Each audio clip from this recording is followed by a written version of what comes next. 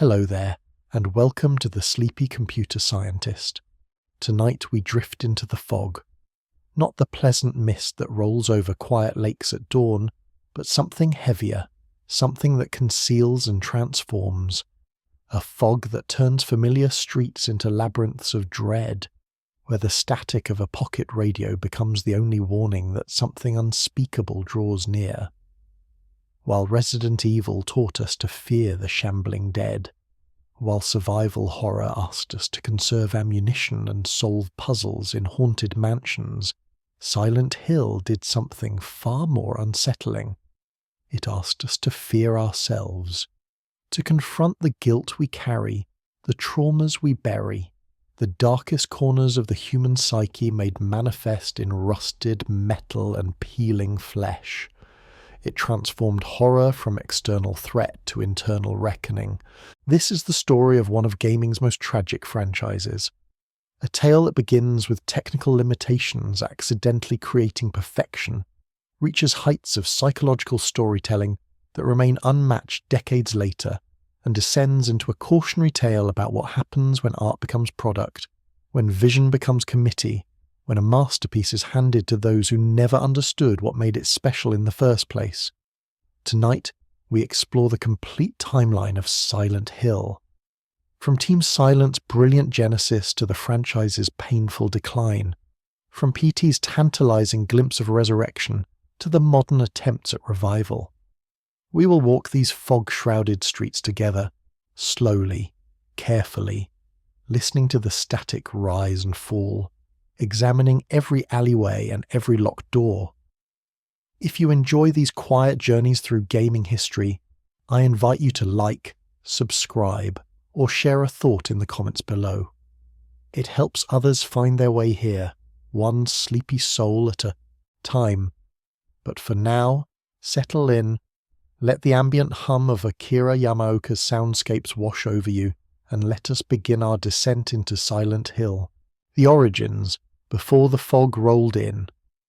To understand Silent Hill, we must first understand Konami in the late 1990s. The company was a powerhouse of the gaming industry, known primarily for action titles like Metal Gear Solid, Castlevania, and Contra.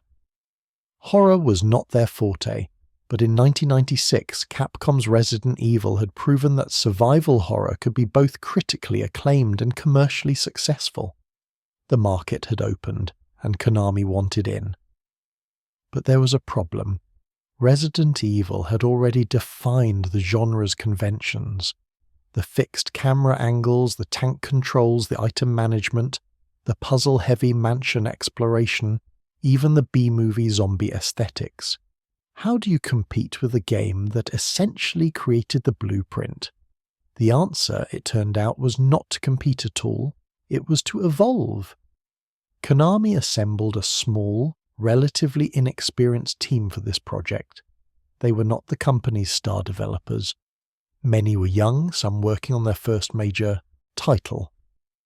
This team would eventually become known as Team Silent, though that name came later after their first success. At the time, they were simply a group of creative individuals given an unusual amount of freedom to experiment. The team's leader was Keiichiro Toyama, who served as director and writer for the first Silent Hill. Toyama was deeply influenced by Western horror, particularly David Lynch's Twin Peaks and Jacob's Ladder, a psychological horror film from 1990 that explored themes of guilt, death, and reality-bending trauma. These influences would seep into Silent Hill's DNA, creating something that felt distinctly different from Japanese horror conventions. Akira Yamaoka, who would become the soul of the franchise, was brought on as sound director and composer. Yamaoka had previously worked on other Konami titles, but Silent Hill gave him the canvas to create something revolutionary. He understood that in horror, what you hear is often more terrifying than what you see. Silence itself could be weaponized. A distant scraping sound could build more tension than any jump scare. The team also included Masahiro Ito, the creature designer who would create some of gaming's most disturbing and symbolic monsters, and Takayoshi Sato, responsible for computer graphics and character design. Together, this small group would accidentally stumble upon a formula that would redefine horror gaming. But perhaps the most important member of the team was the PlayStation itself, or more specifically its limitations. The original PlayStation was a powerful machine for its time, but it struggled with draw distance. It simply could not render detailed environments very far from the player's position. Other games dealt with this through careful level design, strategic camera placement, or acceptance of pop-in where distant objects would suddenly appear. Team Silent faced this same limitation. They were creating a small American town, streets and buildings that should stretch into the distance. But the hardware couldn't handle it. Objects would appear out of nowhere. The illusion would shatter. The solution was both simple and genius. Fog. Thick, impenetrable fog that reduced visibility to just a few meters in any direction. Suddenly, the technical limitation became the game's most iconic feature. The fog was not just atmospheric, it was narratively justified, part of the town's supernatural transformation. It created constant tension, because you never knew what lurked just beyond your sight. It forced players to rely on sound, on that crackling radio static that warned of nearby danger. This accidental brilliance set the tone for everything Team Silent would create. They understood that constraints could breed creativity, that limitations could become strengths. The PlayStation's limited draw distance gave them fog. Its limited graphical power meant they had to rely on atmosphere and sound rather than detailed monsters. Its limited voice acting budget meant sparse, awkward dialogue that made the nightmarish scenario feel even more uncanny. Where Resident Evil was cinematic and action-oriented, Silent Hill would be slow, oppressive, and deeply psychological. Where Resident Evil gave you weapons and encouraged you to fight, Silent Hill would make you feel vulnerable, often making fleeing the better option.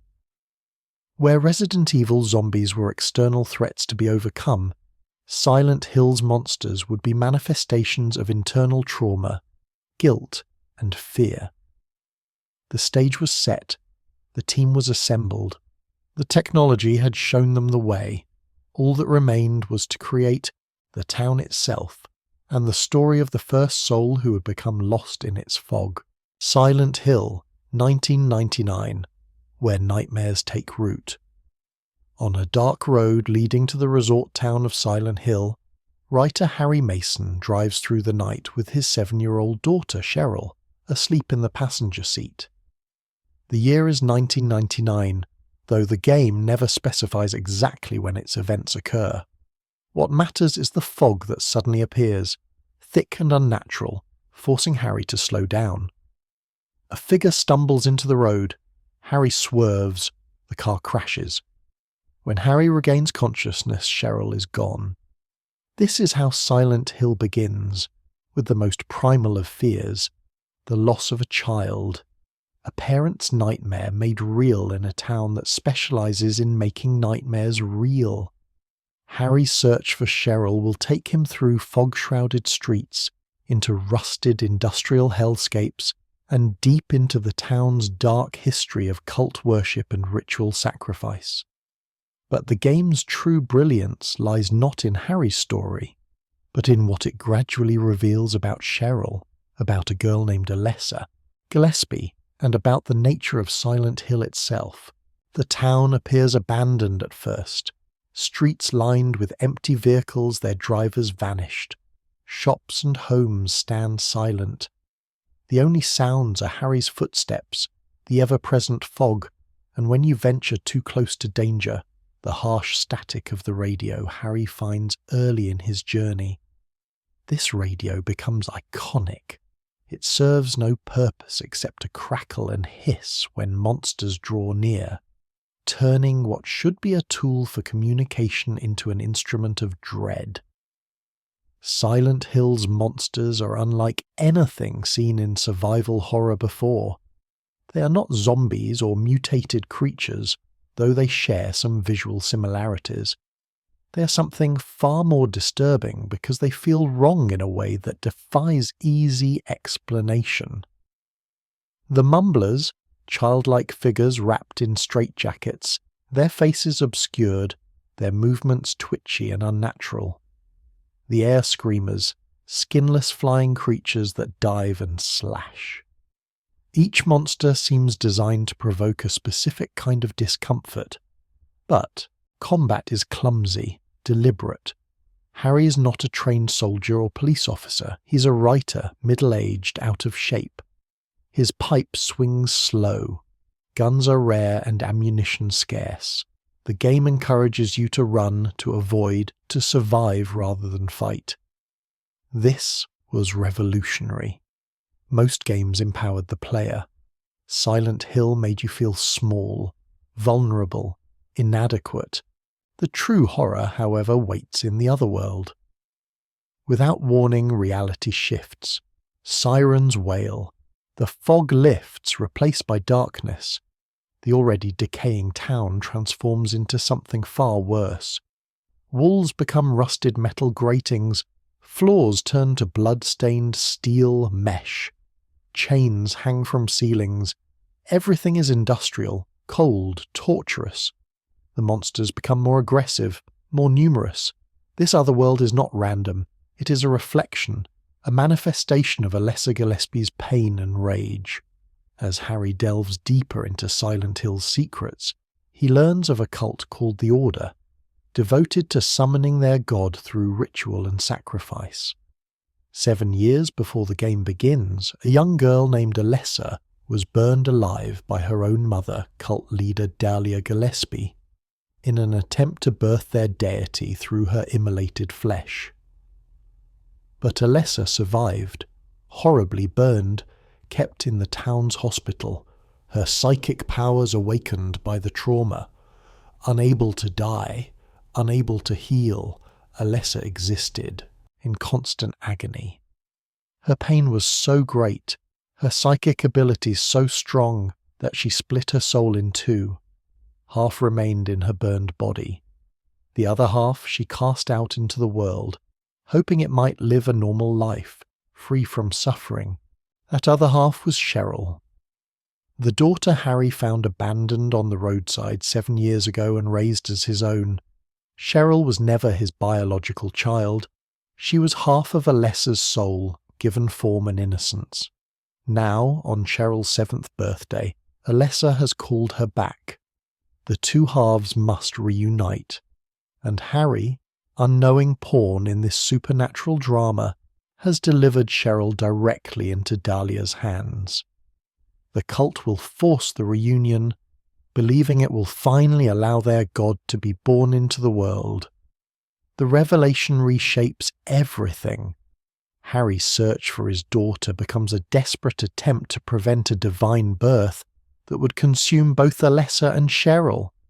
The monsters are not random creatures, but manifestations of Alessa's nightmare, her trauma given form in the rusted hospital beds, the wheelchairs, the medical instruments of her 7 years of suffering.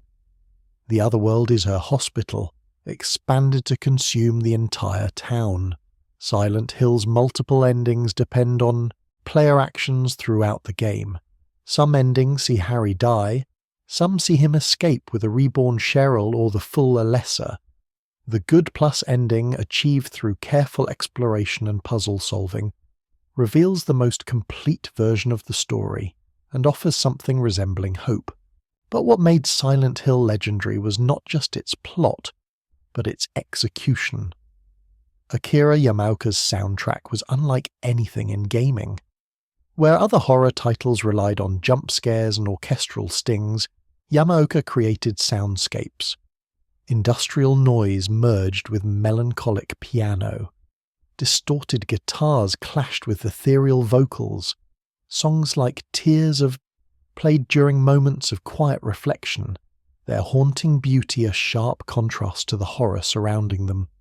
The sound design extended beyond music. The scraping of metal, the dripping of water, the static of the radio building from gentle hiss to harsh crackling, the sudden blare of the air raid siren announcing the shift to the otherworld. Every audio cue was purposeful, building atmosphere, creating dread. The game's visuals, limited by PlayStation's capabilities, used darkness and fog to hide what could not be rendered, turning limitation into style. The grainy texture, the low-resolution characters, the awkward facial animations during cutscenes, all contributed to an uncanny valley effect that made everything feel slightly wrong, like a half-remembered nightmare. And the writing, though sometimes criticised for awkward translation, carried genuine weight in its key moments. Harry's desperation felt real. Sybil Bennett, the police officer who aids him, spoke with weary determination, and Dahlia's manipulations carried the cold certainty of religious zealotry. Silent Hill released in January 1999 in Japan, February in North America. Reviews were positive, though not universally glowing. Some critics found it too slow, too confusing, too deliberately obtuse. But players understood. Word spread. This was not just another horror game. This was something that got under your skin, that stayed with you after you turned off the console. It sold well enough to justify a sequel, though not spectacularly. But more importantly, it established Team Silent's vision.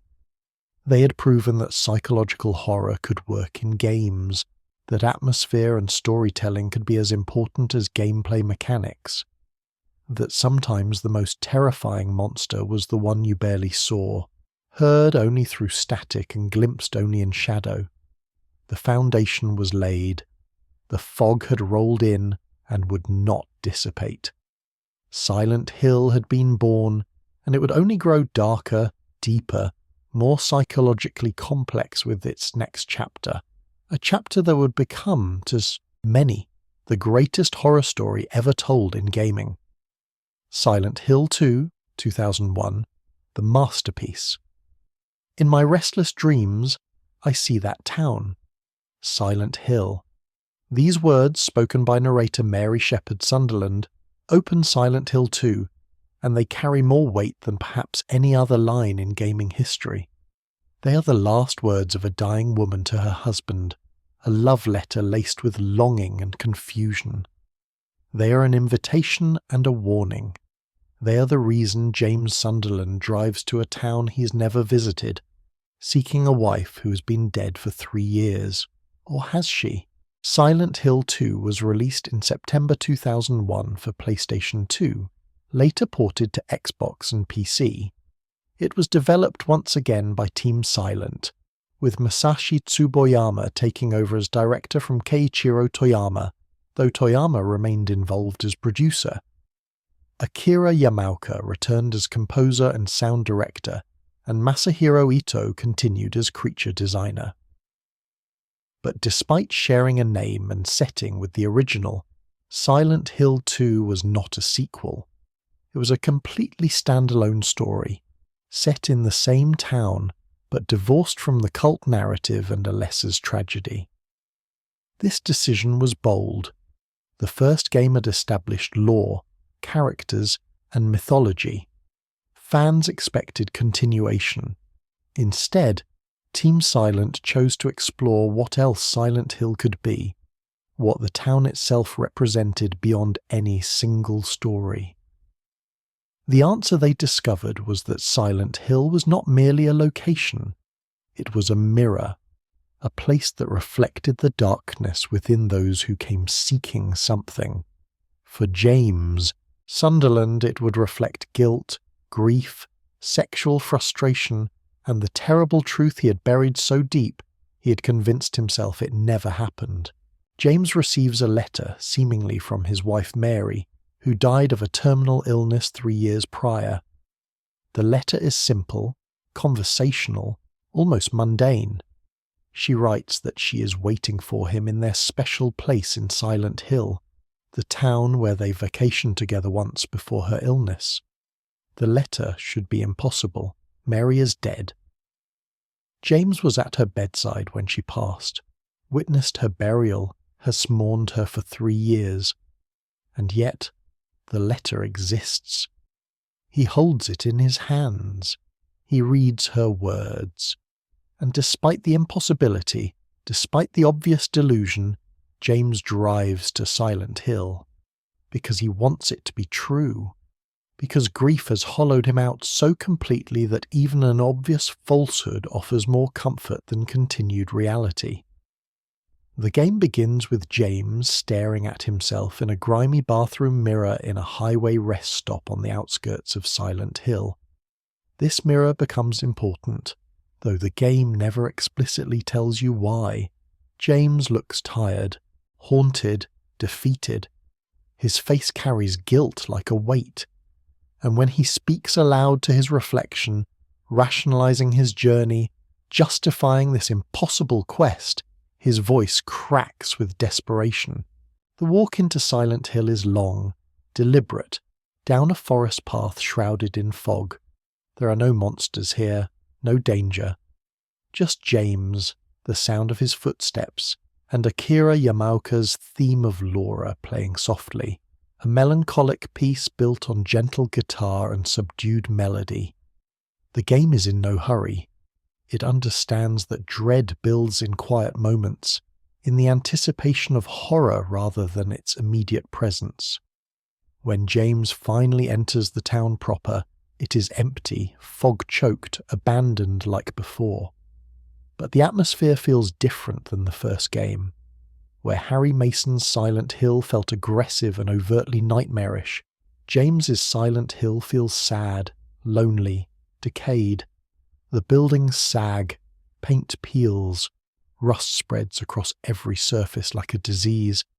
This is a town dying of neglect, of sorrow, of something rotten at its core. James explores, finding notes and messages that suggest he is not alone. Others have come to Silent Hill drawn by their own demons, their own guilt, and as he ventures deeper into the abandoned streets and buildings, he encounters them. Angela Orozco is the first, a young woman in her late teens or early 20s, though trauma has aged her. She sits on a cemetery wall, alone, distant, surrounded by headstones. Her conversation with James is stilted, uncomfortable. She's looking for her mother, she says. She seems fragile, damaged in ways James cannot quite understand. Their meeting is brief, strange, and lingers with unspoken pain. Eddie Dombrowski is the second. James finds him vomiting in a bathroom, a corpse in the next room, bullet holes in the wall. Eddie is young, overweight, sweating, panicked. He makes excuses, claims he did not kill the man in the other room, that it was self-defense. His fear is palpable, but so is something else. Anger, resentment, a rage barely contained. And then there is Laura, a young girl, perhaps 8 years old, who runs through the town's dangers with impossible ease. She seems immune to the monsters, unafraid of the other world. She knew Mary, James learns, met her in the hospital. And she's angry at James for reasons she will not explain, but which cut him deeply because he suspects on some level that her anger is justified. These 3 characters, along with Maria, who James meets later, form the emotional core of Silent Hill 2. Each has been drawn to the town by guilt, by trauma, by something they cannot face in the normal world. And Silent Hill, in its mercy or its cruelty, has given them a place where their inner demons can manifest externally, where their psychological horror becomes tangible. For James, those demons begin with the lying figures, writhing, faceless creatures wrapped in something resembling torn flesh or dirty fabric, thrashing on the ground or lurching upright to vomit acid. They are grotesque, sexual in an uncomfortable way, feminine in shape, bound and helpless yet hostile. Masahiro Ito later confirmed these creatures were designed to represent sexual frustration and disgust, a theme that runs throughout James's journey. The mannequins are worse. 2 pairs of legs fused together at the waist, crawling spider-like or standing upright, kicking with 4 limbs. They are incomplete. Bodies, sexualized, objectified, reduced to their most base physical components. They hide in closets and corners, ambushing James in dark rooms. And then there is Pyramid Head. The first time you see him, you're meant to flee. You're in an apartment building, working your way through abandoned homes filled with decay and quiet horror. You enter a room behind a barred gate. On the other side, through the bars, you see something standing in shadow. It is massive, human in shape but wrong. Its shoulders are too broad, its arms too long, and where its head should be, there is only a vast triangular helmet, rusted metal in the shape of an executioner's hood, so large and heavy it seems impossible the creature could even lift it. The helmet tilts, slowly, regarding you through bars, and then it reaches out, testing the gate, learning that you are separated, that it cannot reach you. Not yet. Pyramid Head, known in the game simply as Red Pyramid Thing, becomes James's persistent stalker, appearing throughout the story at moments of high tension. Unlike other monsters, Pyramid Head cannot be killed in normal encounters. It is invulnerable, relentless, dragging its massive blade behind it with a horrible scraping sound that announces its approach long before you see it. Masahiro Ito designed Pyramid Head as a manifestation of James's need for punishment, his guilt made flesh. The creature exists solely to torment, to execute, to remind James of the judgment he believes he deserves. Every appearance is psychosexual in nature. The first extended encounter shows Pyramid Head assaulting mannequins, a disturbing scene of violence that James witnesses, unable to look away. Later encounters show it drowning itself, attempting suicide, mirroring James's own self-destructive impulses. The design is iconic. The blood-red triangular helmet, the apron of human skin, the blade too, large for any normal man to wield. Pyramid Head has transcended Silent Hill 2 to become a symbol of the franchise itself, appearing in later games and films, though never with the same psychological weight because Pyramid Head was never meant to be Silent Hill's monster. It was James's monster, a personalized demon that made no sense in anyone else's story. As James searches the town, he meets Maria. She appears in Rosewater Park, sitting on a bench looking at the lake. She looks exactly like Mary, James's dead wife. Same face, same voice. But her clothing is different. Where Mary dressed conservatively, Maria wears a short skirt, a low-cut top. Her demeanour is flirtatious where Mary was reserved. She's Mary's opposite, Mary's shadow, everything Mary was not. And she knows James, recognises him, wants to help him find Mary, though her help seems to pull him in circles deeper into the town's nightmare. James is drawn to her despite knowing she cannot be real, despite the wrongness of her existence. She represents temptation, desire, the life James wanted but never had with Mary during her long illness. Their relationship is the game's emotional knife. Maria leads James through the town's horrors, and Pyramid Head appears repeatedly to kill her, forcing James to witness her death again and again. Each time she returns alive in the next area with no memory of dying. Each death is brutal, meaningless, and James can do nothing to prevent it. The game's locations are masterworks of environmental storytelling. The Brookhaven Hospital, where James searches for clues about Mary's illness, is a decaying monument to suffering. patient rooms filled with rusted beds and blood-stained sheets, examination rooms with tables and stirrups suggesting violation. The Otherworld version transforms it into a nightmare of medical torture, with walls of flesh and hanging cages. The Toluca prison dungeon sequence forces James to descend into literal darkness, flooded corridors and cells, pursued by monsters and by the weight of judgment. The historical society, where James learns about Silent Hill's past, is filled with paintings and exhibits that mirror his own story, that suggest the town has always been a place where the guilty come to face themselves. And the Lakeview Hotel, the final location, is where James and Mary spent their anniversary, where the letter claims Mary is waiting. It is abandoned, romantic in its decay, filled with ghosts of happier times. The rooms James explores trigger memories, moments of joy that contrast sharply with the horror of the present. Throughout his journey, James finds videotapes, diary entries, notes. Angela's story emerges in fragments. She was abused by her father, repeatedly for years. She killed him, or believes she did, and has come to Silent Hill seeking punishment or absolution or perhaps just an end. Her monsters are different than James's.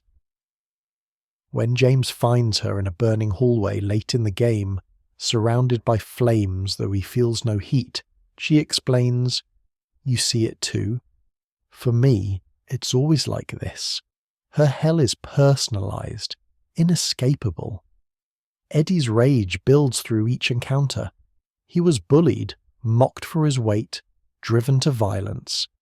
In Silent Hill, he has found freedom to act on his worst impulses, killing without consequence in a town that is already dead." James finds him in a meat locker surrounded by corpses, having finally embraced what he has become. Their confrontation is inevitable, tragic, ending with Eddie's death and James's horror at what he's been forced to do. Laura remains untouched by the horror, a reminder that Silent Hill only punishes those who carry guilt. She loved Mary, knew her in the hospital, and her presence is a constant accusation. She has letters from Mary, proof that Mary cared for her in the final days of her life, while James stayed away. The truth about Mary's death comes slowly, painfully, through James's own resistance to remembering. Mary was sick for 3 years, her terminal illness stealing her beauty, her personality, her kindness. She became bitter, angry, lashing out at James even as she clung to him desperately. The woman he loved vanished into someone cruel and suffering, trapped in a decaying body, and James was trapped as her caretaker, watching the slow horror of her deterioration. Until one day, in the hospital, alone in her room, James took a pillow, and he smothered her, held it over her face while she struggled, then went still. He killed her, ended her suffering and his own, and then convinced himself it never happened, convinced himself she had died naturally, convinced himself he was a grieving widower and not a murderer. The letter from Mary that brought him to Silent Hill was his own hallucination, his guilt manifesting as impossible hope. The game reveals this slowly. The player can check James's inventory at any point and read the letter, and late in the game, if you do, the page is blank. There is nothing there. There never was. In the hotel, James finds a videotape with his name on it. When he plays it, he watches himself murder Mary, watches the truth he's been fleeing, and can no longer deny what he has done. The revelation is devastating, not because it is a twist, but because the game has been building to it through every encounter, every monster, every interaction. Maria was Silent Hill's gift to James, a version of Mary without the sickness, without the suffering, a temptation to forget the real Mary and embrace this false substitute. Her repeated deaths were punishment for his consideration of that temptation, and ultimately a test. In the final confrontation, deep beneath the hotel, James faces either Maria, transformed into a massive creature birthing pyramid heads, or Mary herself, depending on player choices throughout the game. The endings vary based on how James has treated Maria, how often he has examined Mary's photo and letter, how much damage he's taken, reflecting his will to live. The Leave ending sees James face Mary's corpse, brought to life by the town for one final conversation. She appears as she was before the illness, young and beautiful. They speak about what he did, why he did it. Mary tells him she was angry at him for wanting her to die, but angrier at herself for wishing the same thing. She tells him she wanted him to be happy, to move on, to live. She forgives him with her dying words, a second time, and tells him to leave this place to find happiness. The conversation is heart-wrenching, gentle, filled with Yamaoka's theme of Laura Prodes, playing softly as Mary accepts death and James accepts his guilt. James walks out of Silent Hill, this time carrying Mary's body with him to face whatever justice or life awaits beyond the fog. The In Water ending shows James driving a car into Toluca Lake, the letter from Mary serving as a suicide note, unable to live with what he has done. It is bleak, final, and feels earned if the player has made. James examines his guilt constantly, taking damage, refusing to heal, rejecting Maria. The Maria ending sees James choose the false substitute, leaving Silent Hill with Maria as she begins coughing, the first sign of the illness that consumed Mary, suggesting the cycle will simply repeat, and there are others. The Rebirth ending, unlocked through specific actions across multiple playthroughs, shows James attempting to resurrect Mary through a cult ritual, consuming him completely in his refusal to accept her death. The Dog ending, a joke conclusion, reveals that all of Silent Hill has been controlled by a Shiba Inu in a secret control room, a moment of levity that breaks the oppressive atmosphere completely. But regardless of which ending players reach, Silent Hill 2's impact is undeniable. It is not just a horror game, it is a meditation on grief, guilt, memory, and the stories we tell ourselves to survive unbearable truths. It tackles subjects games rarely touched in 2001, terminal illness, caregiver burnout, mercy killing, sexual frustration in long-term relationships, repressed trauma. Akira Yamaoka's soundtrack for Silent Hill 2 is his masterpiece. Songs like Theme of Laura, Promise, True, and White Noise blend industrial noise with delicate melodies, creating soundscapes that are simultaneously beautiful and unsettling. The vocal track, Theme of Laura Reprise, features singer Mary Elizabeth McGlynn, beginning a collaboration that will continue throughout the series. The sound design is equally masterful, the scraping of Pyramid Head's blade, the wet, organic sounds of the lying figures, the static of the radio building in intensity, the silence of empty streets. Every audio element serves the atmosphere, building tension, creating dread, and occasionally offering moments of melancholic beauty. The voice acting, directed by Jeremy Blaustein, is deliberately awkward in places, characters speaking with hesitation and odd phrasing that makes them feel genuinely uncomfortable and traumatized rather than heroic. James's voice actor Guy Seehee delivers a performance of quiet devastation, a man lying to himself in every sentence until he can no longer maintain the fiction. Silent Hill 2 was not a massive commercial success at launch. It sold well, but not spectacularly. Reviews were very positive, though some critics still found its slow pacing and deliberate confusion off-putting. But over time, its reputation grew. Players who finished it spoke about it in hushed, reverent tones. It became a game people recommended to others not as fun, but as meaningful, important, essential. It influenced countless games that followed: The Last of Us, Spec Ops, The Line, What Remains of Edith Finch, and many others cite Silent Hill 2 as inspiration for their approach to mature storytelling and psychological horror. Pyramid Head became a cultural icon, recognized even by those who have never played the game. And for Team Silent, it proved they could create something beyond horror for horror's sake. They could craft meaningful narratives about the human condition, about the monsters we become and the demons we carry. They could make players feel, genuinely and deeply, emotions beyond fear. Silent Hill 2 stands to this day as perhaps the greatest horror game ever made. Not the scariest necessarily, though its moments of terror are effective, but the most psychologically complex, the most emotionally resonant, the most honest in its examination of human darkness. It is a game about a man who killed his wife, and it makes you understand why, and it makes you sympathize with him, and it makes you question whether forgiveness is even possible for such an act.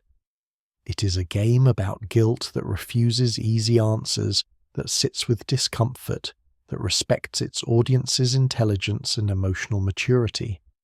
In the annals of gaming, there are very few perfect games. Silent Hill 2 is one of them. Silent Hill 3, 2003, the direct sequel. After the standalone brilliance of Silent Hill 2, Team Silent made a surprising choice.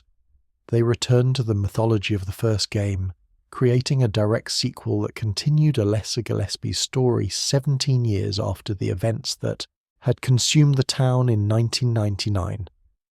Silent Hill 3 would be their most visually ambitious game yet, pushing the PlayStation 2 hardware to its limits, and their most overtly horrific, embracing grotesque imagery and visceral disgust in ways the previous games had only hinted at. The protagonist is Heather Mason, a 17-year-old girl with blonde hair and a sharp tongue, shopping at a mall in a city far from Silent Hill. She seems normal, ordinary, a teenager dealing with typical teenage concerns. But she has nightmares, dreams of a dark town she has never visited, and when a detective approaches her in the mall, claiming to have been hired by her father to find her, something shifts. The normalcy cracks. The world begins to peel. Heather is actually Cheryl Mason, the daughter Harry saved at the end of the first Silent Hill, though she does not know this yet. After escaping Silent Hill with the reborn infant, Harry changed their names and moved frequently, trying to stay ahead of the cult that would inevitably come looking for the girl who carried Alessa's soul. For 17 years they succeeded in living a quiet life, but the cult is patient, the cult remembers, and Silent Hill never truly lets go of what belongs to it. The game begins with a nightmare sequence, a tutorial disguised as one of Heather's recurring dreams. She wanders through a rusted amusement park, pursued by monsters, until she reaches a dark room and is consumed. She wakes in a booth at the mall, shaken, and tries to return to her normal day. But the detective, Douglas Cartland, approaches her with questions she cannot answer and warnings she does not want to hear. Fleeing from him, Heather finds the mall changing around her. The lights flicker and die. The cheerful music distorts. The other shoppers vanish. And when she looks around, the mall has transformed into the otherworld, a nightmare of rust, blood, and religious iconography twisted into grotesque shapes. Silent Hill 3's otherworld is more extreme than its predecessors. Where the first game's transformations were industrial and the second game's were psychosexual, Silent Hill 3 embraces body horror and religious imagery with unflinching intensity. Walls are made of flesh, pulsing with veins.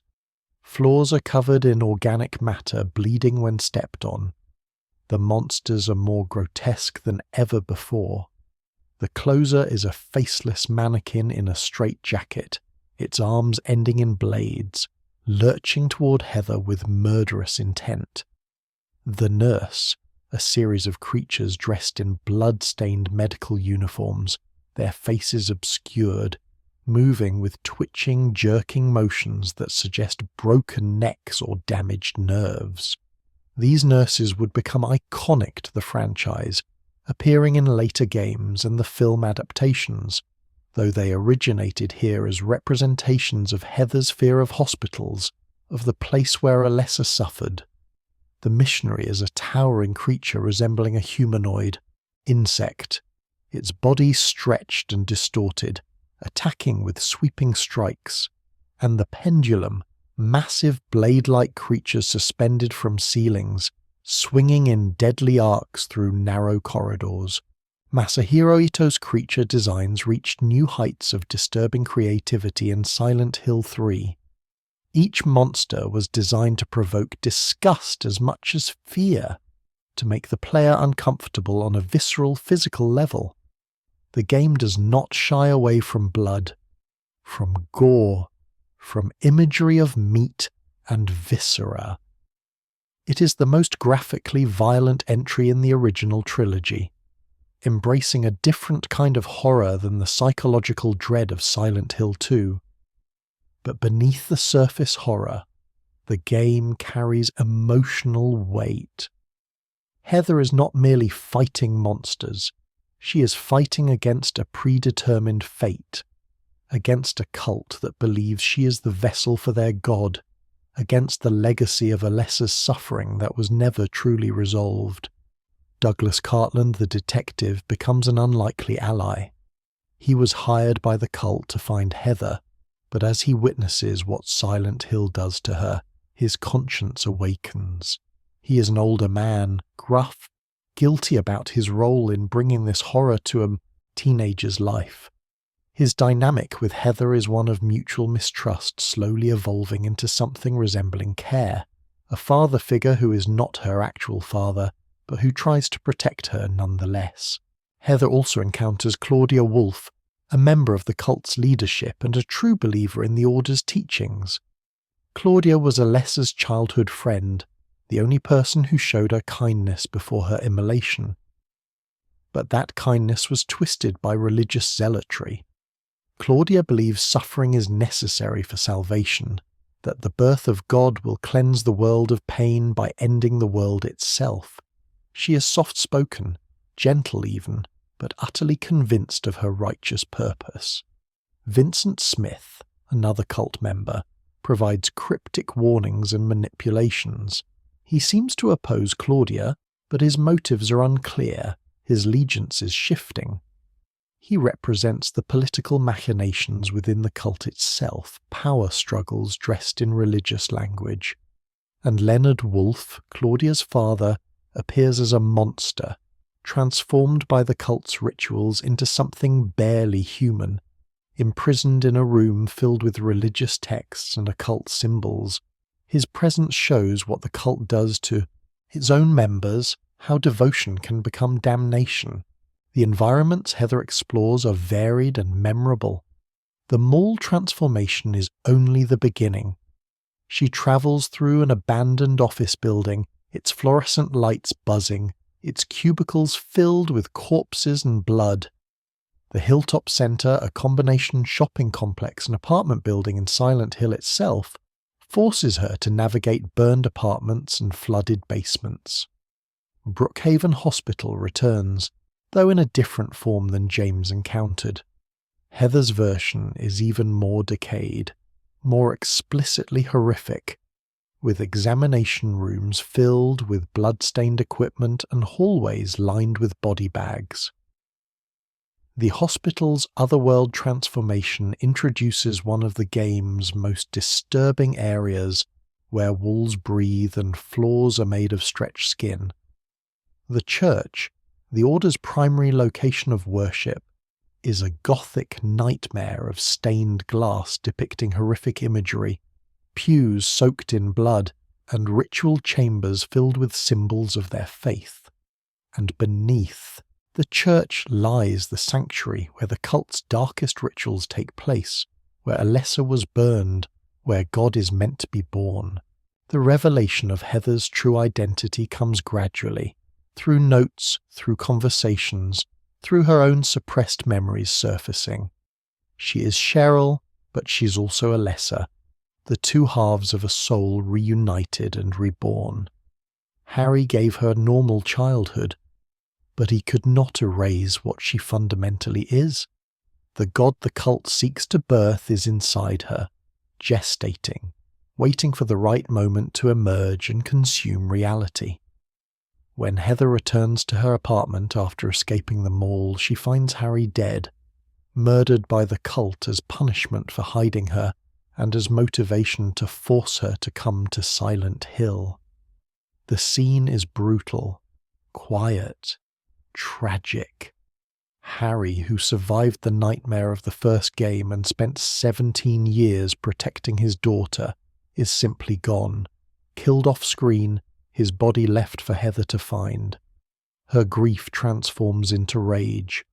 Heather is not like Harry or James, stumbling through horror in confusion and fear. She is angry, determined, armed not just with weapons but with purpose. She will go to Silent Hill. She will end the cult. She will make them pay for what they have taken from her. This transformation makes Silent Hill 3 unique among the original trilogy. Heather is an active protagonist, choosing her path rather than being swept along by circumstances. Her journey is revenge as much as survival, and the game's tone reflects this, becoming more action-oriented without losing its horror atmosphere. The combat is refined from previous entries. Heather moves more fluidly than Harry or James. Weapons feel more responsive. The game provides more ammunition and health items, acknowledging that Heather is fighting back rather than merely fleeing. But the monsters remain dangerous, and conserving resources is still essential on higher difficulties. Akira Yamaoka's soundtrack for Silent Hill 3 is heavier, more aggressive than his previous work. Songs like You're Not Here feature distorted guitars and Mary Elizabeth McGlynn's powerful vocals, creating an anthem of defiance rather than melancholy. I Want Love, studio mix, channels raw emotion into noise and melody.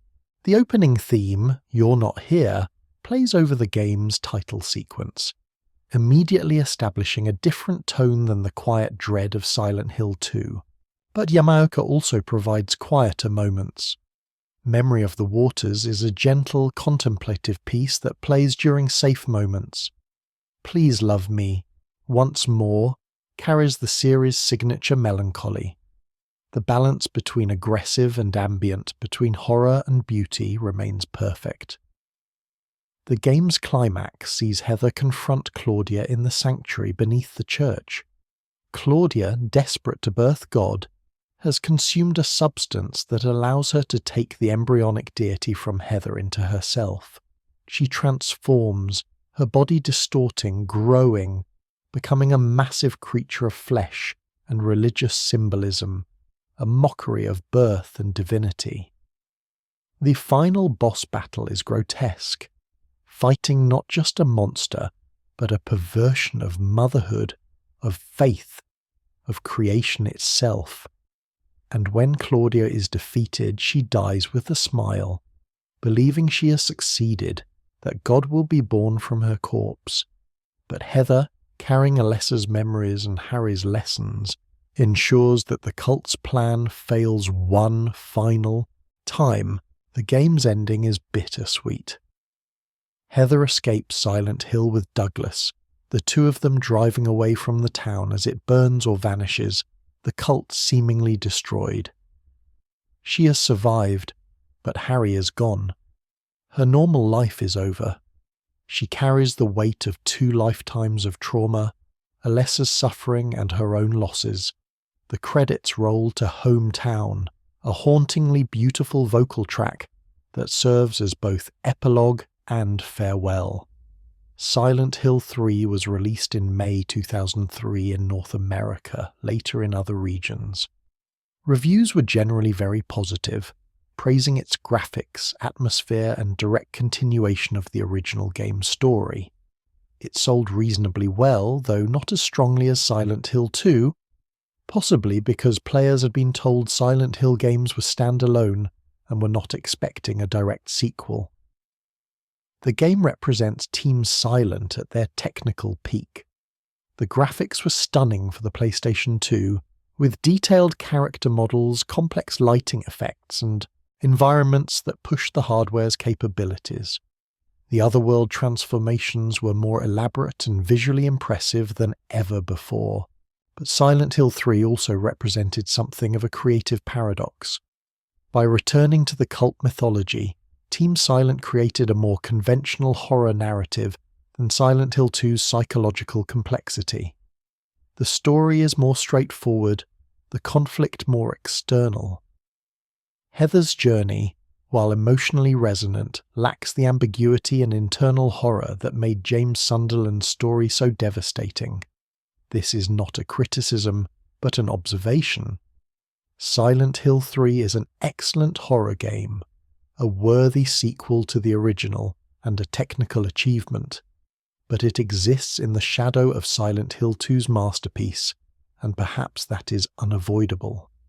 Different does not mean lesser, but it does mean different expectations. What Silent Hill 3 proved was that the franchise could support multiple kinds of horror stories. It could be psychological and abstract like Silent Hill 2. It could be mythological and visceral like Silent Hill 3. The town was adaptable, a stage upon which different nightmares could play out, and Team Silent's next experiment would test just how far that adaptability could stretch.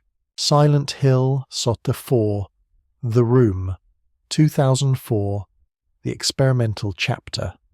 The Room is the strangest entry in the franchise, the most experimental, the most divisive, and the last game developed entirely by Team Silent before the group disbanded and the franchise moved to Western developers. It was originally conceived as a standalone horror game unrelated to Silent Hill, but was later connected to the franchise, and that origin shows in its structure, mechanics, and themes. The game begins not in Silent Hill, but in apartment 302 of South Ashfield Heights, in a city far from the cursed town. The protagonist is Henry Townshend, a quiet, reserved man in his late 20s who has lived in this apartment for about 2 years.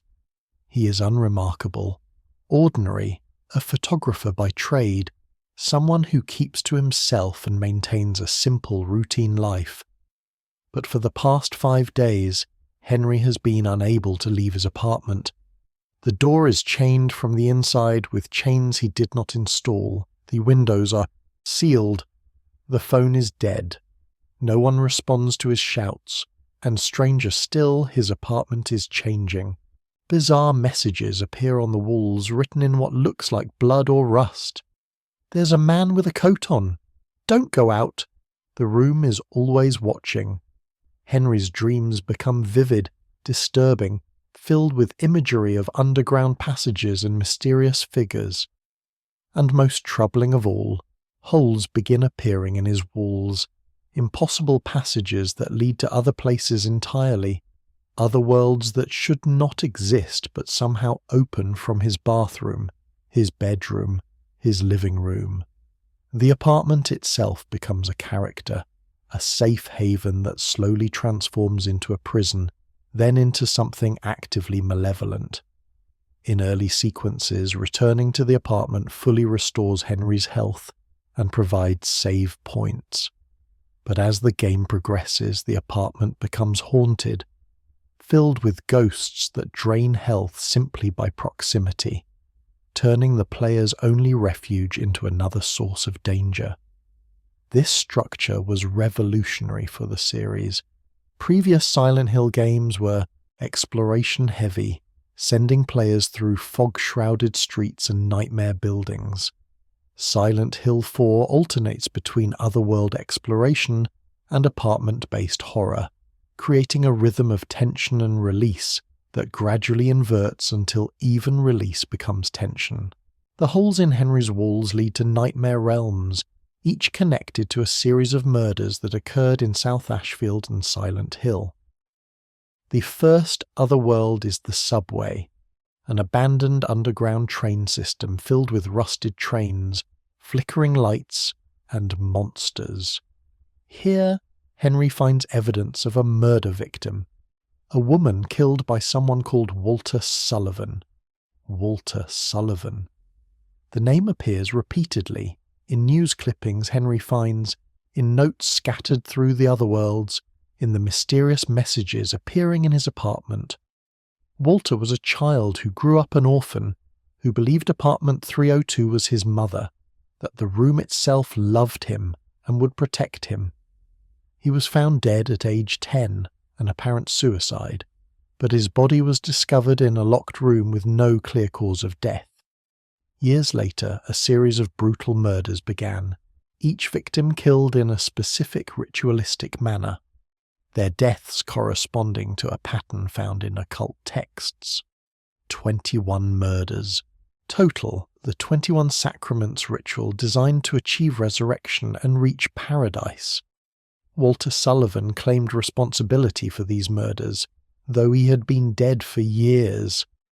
The contradiction was never resolved. As Henry explores the other worlds accessible through his apartment, he encounters the victims of Walter's ritual. Cynthia Velasquez, murder victim thus of 15, appears in the subway world, alive but trapped. She is terrified, confused, asking Henry for help to escape, but the worlds Walter has created are prisons for his victims, trapping their souls even after their bodies died in the real world. Jasper Geen, victim thus 16, appears in the forest world, a nightmare realm of endless trees and shadow. He is a drunkard, bitter, hostile, suspicious of Henry's intentions. His interactions are uncomfortable, tinged with desperation and paranoia. Andrew DeSalvo and Richard Braintree appear in the water prison, a flooded facility filled with cells and execution chambers. They are both already ghosts, their spirits trapped in Walter's nightmare, doomed to wander. And Eileen Galvin, Henry's neighbour from apartment 303, becomes a companion in the latter half of the game. She has been chosen as victim, Stwesty, the Mother Reborn, and Henry must protect her as they navigate Walter's other worlds together. The monsters in Silent Hill 4 are among the series' most disturbing. The twin victims are two children fused together, their bodies merged into a single grotesque form, crawling and reaching with multiple limbs. They represent childhood trauma, innocence corrupted, and they appear alongside most of Walter's victims. The patients are massive humanoid figures wrapped in bandages and medical equipment, confined to wheelchairs but impossibly strong and violent when they attack. They represent Walter's time in psychiatric care, the institutional horror of his childhood. The wallmen are human figures embedded in walls, their bodies pressed into the surface, reaching out to grab Henry when he passes. They create a sense that the environment itself is hostile, that nowhere is safe. And bottoms are creatures resembling upside-down infant heads on insectoid bodies. They are among the most disturbing enemy designs in the entire franchise, representing birth, motherhood, and Walter's obsession with the room as his mother. The ghosts are a new mechanic, invincible enemies that float through levels, their presence draining health, their touch inflicting damage and curses that reduce maximum health. They can only be temporarily pinned down using items like St. Medallions or Swords of Obedience, never truly killed. This creates encounters where fleeing is not just the best option, but the only option, where the player must navigate environments while avoiding unkillable threats. The apartment's deterioration mirrors the game's progression. Early on, it is simply dingy, worn, a cheap apartment with stained walls and poor lighting. As Henry ventures deeper into Walter's ritual, the apartment begins to change. Strange sounds echo from the walls. Objects move on their own. The view from the window shows impossible sights, other rooms, other places. Eventually, ghosts invade the apartment, making even saving the game dangerous. The player must find ways to purify the room, using candles and items to create small safe zones, but these are only temporary. The apartment becomes a puzzle itself, a space that must be managed and defended rather than simply used as a base. Walter Sullivan himself appears as both ghost and physical presence. His ghost form is a young boy, innocent-looking, wandering the other worlds. But his adult form is the true threat, a murderer driven by delusion to complete his ritual. He believes that by killing 21 specific people in specific ways, he can purify the world, kill the world itself, and be reborn into paradise with his mother, the room. Henry is victim 19, the neighbour. Eileen is victim 20, the mother reborn. And Walter himself is victim 21, the receiver of wisdom, having already killed himself as a child to begin the ritual. His plan is to complete the murders, including his own final death, to achieve resurrection and transformation. The game's exploration of Walter's psychology is tragic. He was an orphan, unwanted, abused by the institutions meant to care for him. A member of the Silent Hill cult found him, taught him their occult practices, and fed his delusion that the apartment was his mother. Walter's murders are not acts of evil so much as acts of desperation, a broken child's attempt to return to the only place he ever felt loved, even if that place was just a room. Silent Hill 4's structure is unusual. The game is divided into two halves. The first half sees Henry exploring the other worlds alone, learning about Walter's ritual, encountering the victims. The second half revisits these same worlds, now changed, accompanied by Eileen, whose survival and mental state depend on the player's actions. Eileen can be injured by monsters and ghosts, and if she takes too much damage, she becomes possessed, her personality changing, her survival in doubt. The player must protect her while navigating even more dangerous versions of the already hostile environments, creating an escort mission dynamic that can be frustrating, but adds emotional stakes. The game's multiple endings depend primarily on Eileen's condition and which apartment items Henry has purified. The 21 Sacraments ending sees Walter complete his ritual, consuming both Henry and Eileen. The Mother ending shows Henry escape but Eileen die, leaving him haunted by guilt. The Eileen's Death ending is similar but more explicit in its bleakness. The best ending as Escape requires keeping Eileen healthy and purifying the apartment, allowing both to escape Walter's nightmare and return to normal life, though the trauma of their experience remains. Akira Yamaoka's soundtrack for Silent Hill 4 is more ambient and experimental than previous entries. Songs like Room of Angel feature haunting vocals by Mary Elizabeth McGlynn, while tracks like Tender Sugar and Cradle of Forest blend melancholy with industrial noise. The apartment theme, a gentle piano melody, becomes increasingly distorted as the room deteriorates, reflecting the space's transformation. Silent Hill 4 was released in June 2004 in North America. Reviews were mixed to positive. Critics praised its ambition, atmosphere, and Yamaoka's soundtrack, but many found the escort mechanics frustrating, the inventory system limiting. Henry can only carry a small number of items, and the second half repetition tedious. Players were similarly divided. Some appreciated the experimental nature, the focus on a single location gradually becoming horrific, and Walter's tragic backstory. Others found it too different from previous Silent Hill games, too divorced from the town itself, which appears only briefly, and mechanically frustrating. In retrospect, Silent Hill 4.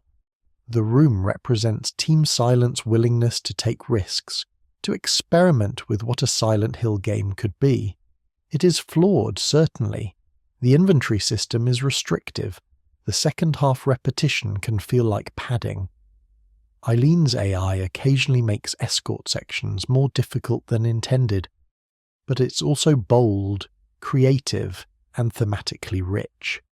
The apartment as a character, as both prison and mother, the exploration of institutional trauma and childhood delusion, the 21 Sacraments ritual as a twisted reflection of religious salvation, Walter Sullivan as both monster and victim, a murderer who is himself a casualty of neglect and abuse. Silent Hill 4 was the last game developed entirely by the original Team Silent. After its release, Konami restructured, key team members left the company, and the franchise's future moved into uncertain hands. The golden era had ended. What came next would test whether Silent Hill could survive without the vision that created it. Spoiler, it could not. The Western era, lost in translation. After Silent Hill 4, Team Silent disbanded. Not dramatically, not in a single moment, but gradually, as members left Konami for other opportunities or were reassigned to different projects within the company. Keiichiro Toyama joined Sony and would eventually create Gravity Rush. Akira Yamaoka would remain with the franchise for several more years, but in increasingly limited capacities. The core vision that had guided Silent Hill from foggy streets to psychological masterpiece had scattered. Konami, however, still owned a valuable intellectual property. Silent Hill had brand recognition, a dedicated fan base, and proven commercial viability. The company decided the franchise would continue, but production would shift to Western developers, teams that Konami believed could better appeal to Western audiences and compete with American horror games like Resident Evil 4, which had recently redefined survival horror with its action-oriented approach. This decision would prove catastrophic, not because Western developers lack talent, but because they fundamentally misunderstood what made Silent Hill special. Silent Hill Origins, 2007, the prequel nobody asked for. The first post-Team Silent entry was Silent Hill. Origins, developed by Climax Studios and released for PlayStation Portable in November 2007, later ported to PlayStation 2. Origins was conceived as a prequel to the first Silent Hill, set 7 years before Harry Mason's journey, exploring the events that led to Alessa Gillespie's immolation. The protagonist is Travis Grady, a truck driver passing through Silent Hill on his route. He witnesses a house fire and rescues a young girl from the flames. This girl is Alessa, and Travis's intervention inadvertently becomes part of the events that will split her soul and create Cheryl. Origins attempts to explain the mythology established in the first game, showing Travis navigate between the fog world and the other world using mirrors as portals. He encounters the cult, learns about their rituals, and confronts manifestations of his own repressed trauma involving his parents and a psychiatric hospital. The game is competently made, the graphics are impressive for the PSP. Akira Yamaoka returned as composer, providing a soundtrack that maintains the series' audio identity. The combat is more refined than earlier entries, almost too refined, moving closer to action horror than survival horror. But Origin suffers from a fundamental problem. It tries to explain things that were better left mysterious. The first Silent Hill worked partially because its cult mythology was vague, glimpsed through notes and rituals never fully explained. Origins attempts to codify this to show exactly how events unfolded, and in doing so, it diminishes the original's ambiguity. Travis as a protagonist lacks the emotional depth of previous main characters. His trauma, involving his mother's mental illness and his father's suicide, feels superficial compared to James Sunderland's guilt or Heather's rage. The monsters are generic, lacking the symbolic weight of creatures designed by Masahiro Ito. The otherworld transitions through mirrors become predictable, a gimmick that wears thin quickly. Reviews were mixed. Critics appreciated the effort and Yamaoka's music, but noted the game felt like a pale imitation of Team Silent's work. Sales were modest, partially due to the PSP's limited market penetration. Origins exists as a curiosity, a decent horror game that happens to wear Silent Hill's name without earning it. What Origins demonstrated was that understanding Silent Hill's surface elements, fog, rust, cults, psychological trauma, was not enough. The franchise required a specific sensibility, a willingness to let horror be uncomfortable and unclear, to trust players to interpret rather than explaining every detail. Silent Hill, Homecoming, 2008. The Americanization. If Origins was a well-meaning attempt, Silent Hill, Homecoming was a fundamental misunderstanding. Developed by Double Helix Games, formerly The Collective, and released in September 2008 for Xbox 360 and PlayStation 3, Homecoming represents Konami's most aggressive attempt to make Silent Hill appeal to Western action horror audiences. The protagonist is Alex Shepard, a soldier returning from war to his hometown of Shepherd's Glen, a neighbouring town to Silent Hill. He finds the town nearly abandoned, his younger brother Joshua missing, and his parents behaving strangely. As he investigates, he discovers that Shepherd's Glen was founded by families who fled Silent Hill, and they made a pact with the town's dark forces. Each generation must sacrifice one of their children to maintain peace. The premise has potential, exploring generational trauma and parental sacrifice. But the execution is heavy-handed, spelling out every mystery, removing all ambiguity. Alex is a combat-trained soldier, making encounters with monsters feel like boss fights in an action game rather than desperate struggles for survival. The combat system is complex for Silent Hill, featuring dodge rolls, combos, and blocking. Enemies have patterns to learn and exploit. It is well designed for an action game, but it fundamentally contradicts Silent Hill's philosophy of making the player feel vulnerable and overwhelmed. The monster designs attempt to emulate Masahiro Ito's work but miss the symbolic subtlety. The nurses return, now redesigned with more overtly sexual proportions and movements, losing the uncanny wrongness of earlier versions. The Schism, tall creatures with vertical blade-like heads, are visually striking but lack meaning beyond aesthetics. Pyramid Head appears as a boss fight, despite having no thematic connection to this story, included purely as fan service. The otherworld transformations are dominated by industrial horror, rust and blood, pulling from Silent Hill's visual language without understanding its context. Everything is explained through notes and dialogue rather than environmental storytelling. The cult's motivations are laid out explicitly.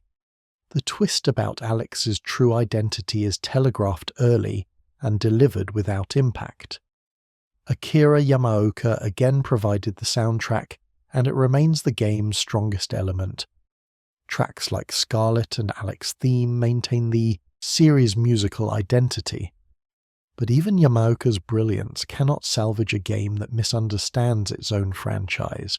Reviews were mediocre to negative. Critics noted the improved combat but questioned why Silent Hill needed improved combat. The story was criticized as derivative and obvious. The game sold poorly compared to expectations, and its reputation among fans is largely negative. Homecoming represents the fundamental error of the Western Silent Hill era, believing the franchise was about what players saw rather than what they felt. Team Silent created horror through atmosphere, ambiguity, and psychological discomfort. Homecoming created horror through jump scares, combat arenas, and explicit gore. Silent Hill: Shattered Memories, 2009, the reimagining. Silent Hill: Shattered Memories, developed by Climax Studios and released for Wii in December 2009, later ported to PlayStation 2 and PSP, takes a radically different approach.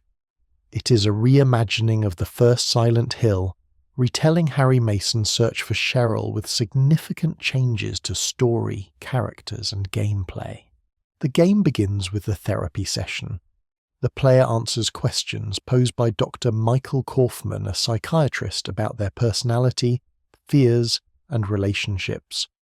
These answers, along with player behavior during gameplay, dynamically alter the game's characters, environments, and ending. In Shattered Memories' version of Silent Hill, there is no combat. When the otherworld transforms the town into a frozen nightmare of ice and shadow, Harry can only run and hide from the raw shocks, humanoid creatures that pursue relentlessly. These chase sequences are intense, claustrophobic, requiring the player to navigate shifting environments while creatures swarm from all directions. Between chase sequences, Harry explores Silent Hill using his phone as a tool for navigation, taking photos, and receiving mysterious messages. The town is largely empty but not hostile, allowing for environmental storytelling and psychological exploration. The therapy sessions between chapters serve as both framing device and meta-commentary. Dr. Kaufman's questions seem innocent but gradually reveal uncomfortable truths. The player's answers shape not just the game, but their understanding of what the game represents.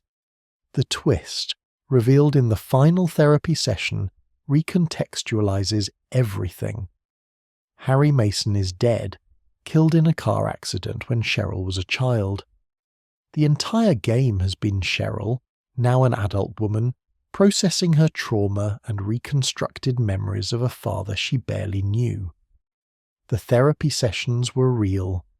The nightmare sequences were her psychological manifestation of grief and abandonment. Harry's journey was her fantasy of a father who loved her enough to search for her forever. It is a genuinely surprising and emotionally devastating revelation that reframes the entire experience. Suddenly, the variations in characters make sense. They are Cheryl's perceptions shaped by her psychological state. The Frozen. Otherworld represents her emotional coldness, her inability to process loss. The raw shocks are her attempts to flee from painful truths. Shattered Memories is the most experimental post-Team Silent entry. It abandons combat entirely, focuses on psychological profiling, and tells a story about grief rather than supernatural horror. Akira Yamaoka's soundtrack is hauntingly beautiful, with Mary Elizabeth McGlynn's vocals on tracks like Hell Frozen Rain and Acceptance, perfectly capturing the game's melancholic tone. Reviews were generally positive, praising the bold reimagining and emotional depth. But sales were limited, partially due to releasing on the Wii, which had a smaller audience for mature horror games. Shattered Memories proved that Silent Hill could still tell meaningful psychological stories, but its commercial failure suggested the market was not interested in such experiments. Silent Hill: Downpour, 2012. The final attempt. Silent Hill: Downpour, developed by Vatra Games and released in March 2012, was the last major entry in the franchise before Konami largely abandoned console gaming. It represents the Western era's final attempt to recapture the series' magic. The protagonist is Murphy Pendleton, a prisoner being transferred to another facility when the transport bus crashes near Silent Hill. Murphy explores the town while pursued by correctional officers, gradually revealing his past crimes and the personal tragedy that led him to murder. Downpour attempts to return to Silent Hill's roots. The town is explorable, with side quests and optional areas encouraging investigation. Combat is clumsy and discouraged, with improvised weapons that break after minimal use. The otherworld returns, transforming environments into nightmare spaces, though the transitions are marked by reality literally tearing apart rather than the subtle shifts of earlier games. The monsters are varied but lack symbolic weight. The Screamer is a faceless, emaciated creature whose shrieks attract other monsters. The Weeping Bat is a grotesque fusion of human and animal. The Void is a sphere of darkness that pursues Murphy through certain areas, an invulnerable threat, forcing him to run.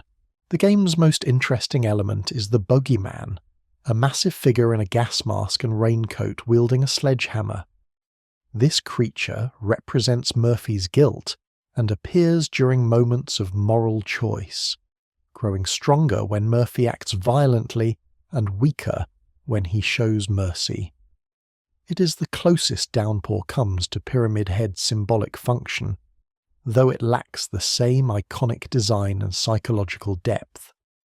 Downpour's story explores themes of revenge, justice, and whether some crimes can be forgiven. Murphy killed a man in prison, a child molester who had murdered Murphy's son.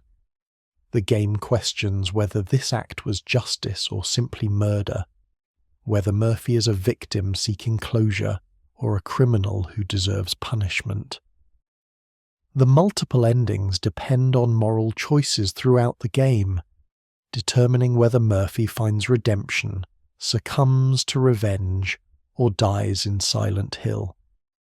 The writing is competent but not exceptional, exploring familiar themes without the depth of team, silence work. Daniel Licht composed Downpour's soundtrack, replacing Akira Yamaoka for the first time in the main series. Licht, known for his work on Dexter, created an atmospheric score, but it lacks Yamaoka's distinctive industrial melancholic fusion. The music is good but does not feel like Silent Hill. Reviews were mixed. Critics acknowledged improvement over Homecoming, praising the exploration and atmosphere, but technical issues plagued the game, including frame rate drops, long loading times, and glitches. The combat was criticized as clunky, though this was partially intentional. Sales were poor, and Downpour marked the effective end of traditional Silent Hill games. Why the Western era failed. The Western Silent Hill games were not universally terrible. Origins was competent. Shattered Memories was genuinely experimental and emotionally resonant. Downpour showed ambition and understanding of the series' themes, but they all shared a fundamental problem. They were made by people trying to replicate Silent Hill rather than understand it. Team Silence games worked because they were deeply personal, created by individuals willing to explore uncomfortable psychological territory. They were products of specific cultural influences, Japanese developers absorbing Western horror films, literature, and philosophy, then reinterpreting these through their own sensibilities. This created something unique, neither purely Japanese nor purely Western, but a fusion that felt distinct. The Western developers approached Silent Hill as a formula to reverse engineer. Fog plus rust plus psychological trauma equals Silent Hill. They studied the visual language but missed the underlying grammar. They recreated the appearance of horror without understanding its function. Moreover, they were working under Konami's increasingly corporate oversight, with executives demanding more action, clearer narratives, and broader appeal. The very ambiguity and discomfort that made Silent Hill special were seen as barriers to mainstream success. The Western era also coincided with a shift in survival horror generally. Resident Evil 4 had proven that horror games could be action-oriented and commercially massive. Dead Space followed similar design philosophy. The market seemed to favour empowerment over vulnerability, clear objectives over exploration, spectacle over atmosphere. Silent Hill, in trying to compete, lost what made it different. The games became competent horror titles in a crowded market, rather than unique psychological experiences. They were no longer essential, merely optional. By 2012, after Downpour's poor reception and mediocre sales, Konami seemed ready to let the franchise rest. Silent Hill had gone from defining psychological horror to chasing trends it could never catch. The golden era was long dead. The Western experiment had failed, and then, impossibly, Silent Hill returned. Not as a full game, but as a demo. A playable teaser. A glimpse of what could have been if the greatest horror developers of their generation had been allowed to resurrect the franchise. PT would become more famous than most full games, and its cancellation would become gaming's most infamous tragedy. PT and Silent Hills, the ghost of what could have been. On August 12th, 2014, during Sony's Gamescom press conference, a mysterious trailer appeared. No company logo, no developer credit. Just a short, unsettling sequence showing a man waking in a bathroom, exploring a dingy apartment, and encountering something horrific, before the screen cut to black with the words PT and instructions to download a free demo from the PlayStation Store. Within hours, thousands of players had downloaded this mysterious, playable teaser, expecting perhaps a small promotional demo for an upcoming indie horror game. What they discovered instead would become one of gaming's most legendary experiences and most tragic losses. PT places the player in a first-person perspective inside a seemingly simple environment. An L-shaped hallway connecting a living room, bathroom and staircase leading to a locked door. The hall is grimy, lit by a single hanging bulb, covered in peeling wallpaper and stained with age and neglect. A radio sits on a table, crackling with static and fragmented news reports about a family murder. The gameplay is deceptively simple. Walk through the hallway, reach the door at the end, and it opens onto the exact same hallway, creating a loop. But with each loop, small changes occur. A photograph on the wall shifts position.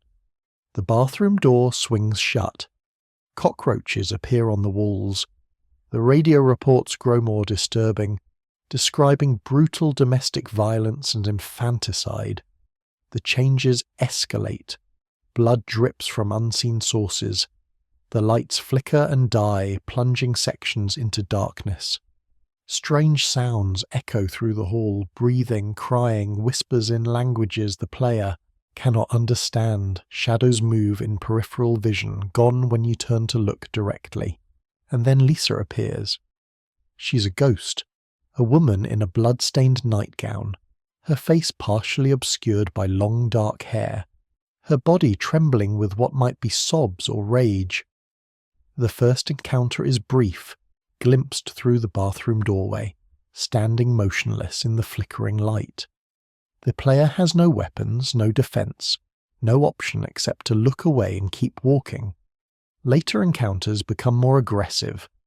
Lisa blocks the hallway, forcing the player to walk past her, close enough to see the details of her wounds, the blood on her clothes, the wrongness of her movements. She appears behind the player, her breathing audible, her presence a weight in the darkness.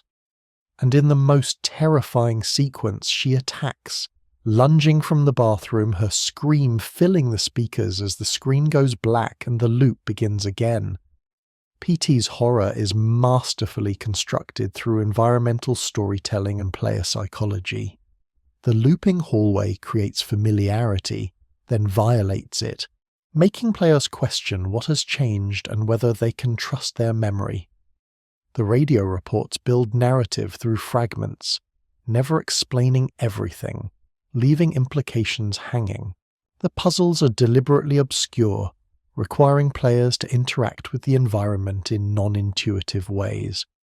Certain actions trigger progression, zooming in on specific objects, walking a precise number of steps, waiting in silence for minutes. The community work together to solve these puzzles, sharing discoveries and theories, creating a collective experience of exploration and dread. And at the center of everything is Lisa, one of gaming's most effective horror antagonists despite her limited appearances. Her design is simple but profoundly unsettling. The blood-soaked nightgown, the jerking movements suggesting broken bones or supernatural control, the sounds she makes that are neither human nor animal but something trapped between. The demo can be completed in less than an hour, but most players spent much longer, experimenting, exploring, trying to uncover every secret. And when players finally solved the last puzzle, they were rewarded with a cinematic trailer. The trailer showed Norman Reedus, the actor known for The Walking Dead and Death Stranding, walking through fog-shrouded streets that were unmistakably Silent Hill. As the camera pulled back, text appeared on screen, Silent Hills, directed by Hideo Kojima, produced by Guillermo del Toro. The revelation was stunning. PT was not a standalone game but a teaser for a collaboration between three creative giants: Kojima, the legendary developer behind the Metal Gear Solid franchise; Del Toro, the Oscar-winning director of Pan's Labyrinth and The Shape of Water; and Junji Ito, the master of Japanese horror manga, who was later confirmed to be involved as well. Silent Hills would have been the franchise's resurrection, helmed by developers who understood psychological horror at its deepest level. Kojima's expertise in narrative and gameplay experimentation, Del Toro's mastery of gothic horror and practical effects philosophy, Ito's incomparable talent for creating images that burrow into the subconscious and refuse to leave. The gaming community erupted with excitement. After years of mediocre Western Silent Hill games, the franchise would return to greatness. PT alone was more frightening and more creatively bold than anything in the past decade. What could these creators accomplish with a full game? We would never find out. In March 2015, rumors began circulating about conflict between Kojima and Konami. The relationship between the legendary developer and the company he had worked with for decades was deteriorating over budget concerns, development time, and Konami's shifting business priorities away from console gaming toward mobile and pachinko machines. On April 27, 2015, Konami announced the cancellation of Silent Hills. The official statement was brief, corporate, offering no real explanation. Kojima's name was being removed from Metal Gear Solid V's promotional materials.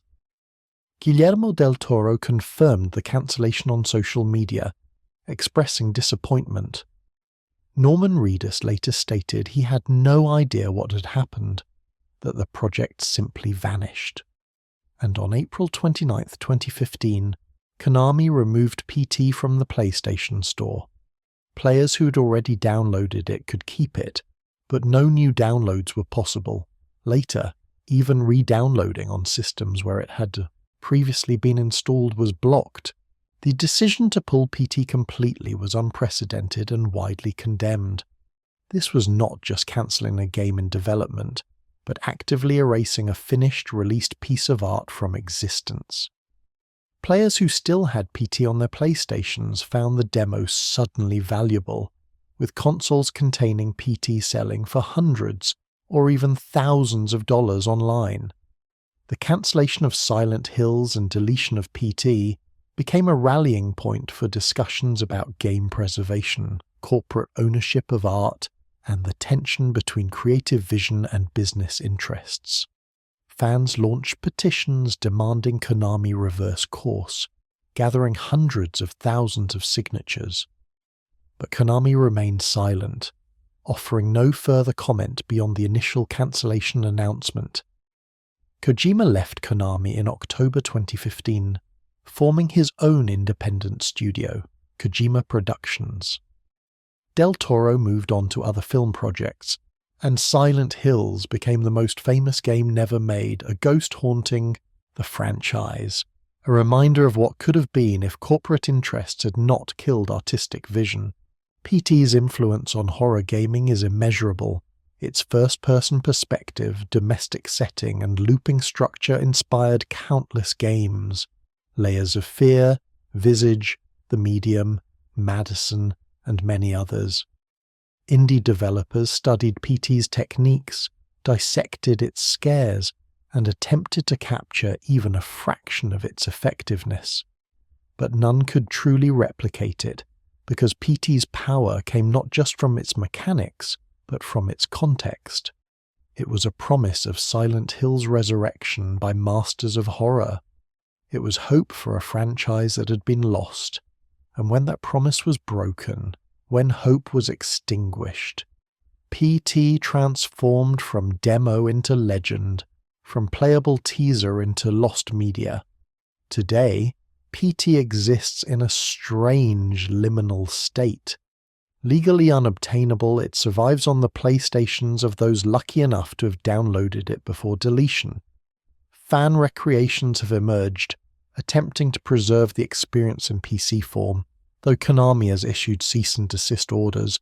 Against some, the demo exists as memory, as footage on YouTube, as a communal experience that can never be officially experienced again. Lisa became one of horror gaming's most iconic figures, despite appearing in only a demo. Her design has been endlessly analysed and recreated. Players still discover new details about PT's puzzles and secrets years after its release. The phrase, "I'm walking to the convenience store" from one of the radio reports became a meme, a strange touchstone connecting those who experienced PT firsthand. And the hallway itself, that simple L-shaped corridor, became a symbol of both horror excellence and corporate tragedy. It represented everything Silent Hill could have been: intimate, terrifying, psychologically complex, and creatively fearless. Instead, it became a monument to what was lost. Kojima would eventually create Death Stranding with Norman Reedus, a game that featured some supernatural horror elements but was fundamentally different from what Silent Hills might have been. Del Toro would win his Academy Award for The Shape of Water, creating masterful horror and fantasy on film, and Silent Hill would fade into dormancy, abandoned by Konami except for pachinko machines and occasional merchandise, the long silence, and modern resurrection. After Silent Hill's cancellation, Konami seemed content to let Silent Hill die. The franchise received no new major releases. Rumours circulated occasionally about remasters or new projects, but nothing materialised. Silent Hill became a cautionary tale, an example of how corporate mismanagement could destroy even the most respected franchises. The pachinko machines continued. Konami released Silent Hill-themed gambling machines in Japan, using the franchise's imagery and Akira Yamaoka's music to decorate slot machines. For fans, this felt like desecration, reducing psychological horror masterpieces to gambling attractions. The phrase, "hit the lever," from promotional footage of these machines became a bitter joke in the community. But Silent Hill refused to stay dead in cultural memory. Each October, around Halloween, discussions about the franchise would surge on social media. YouTube retrospectives analysing the original trilogy's themes and symbolism found large audiences. Speedrunners continued to dissect and master the classic games. Fan projects created tribute games, reimaginings, and spiritual successors. Indie developers who grew up with Team Silent's work began creating their own horror games explicitly inspired by Silent Hill. Lost in Vivo, Crow Country, and Signalis all wore their influence proudly, creating psychological horror experiences that understood the franchise's core principles even if they could not use its name. In 2020, rumours began circulating that Konami was finally planning to revive Silent Hill. Multiple insider sources reported that several projects were in development, including a remake of Silent Hill 2 and a new mainline entry. The gaming community responded with cautious skepticism. After years of disappointment, after PT's cancellation, trust was difficult, but the rumours persisted, growing more detailed and specific. The Silent Hill 2 remake was reportedly being developed by Bloober Team, a Polish studio known for psychological horror games like Layers of Fear, The Medium, and Observer. This choice was immediately controversial. Bloober Team had experience with horror, certainly, but their games were often criticised for heavy-handed storytelling, on-the-nose symbolism, and handling of mental health topics that sometimes felt exploitative rather than thoughtful. Could they be trusted with Silent Hill 2, the most psychologically nuanced and thematically complex game in the franchise? Fans debated endlessly. Some argued that Bloober's visual design and atmosphere work was excellent, that their technical capabilities would do justice to Silent Hill 2's environments. Others worried that their tendency toward explicit explanation would destroy the original's ambiguity and subtlety. In October 2022, during a PlayStation State of Play presentation, the rumours were finally confirmed.